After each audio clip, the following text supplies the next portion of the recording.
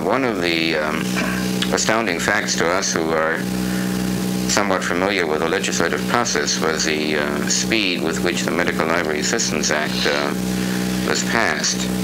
I wonder whether you could describe your involvement and involvement of those with whom you work closely, whether inside or outside NLM, in relation to the passage of that most important piece of legislation.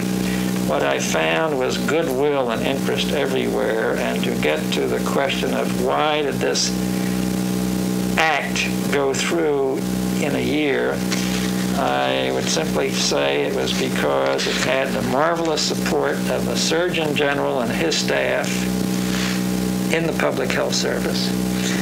I had the occult or quiet support of my former chief and colleague, Dr. Shannon, director of NIH.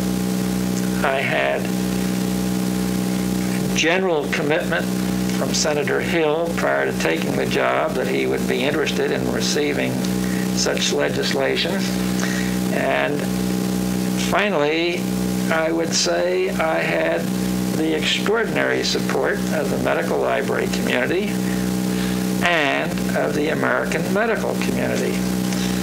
I had discussions with people like Morris Fishbein and Hugh Hussey, who were then AMA officials of the highest order, and had a commitment that they would be supportive.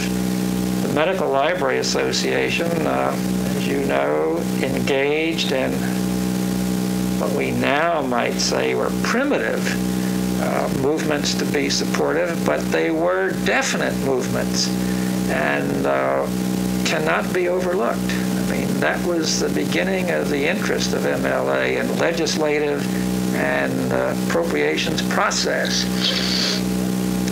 So, although everyone was surprised that the legislation was introduced and approved in the course of a year, a lot of homework, a lot of background had been put in place to make it possible.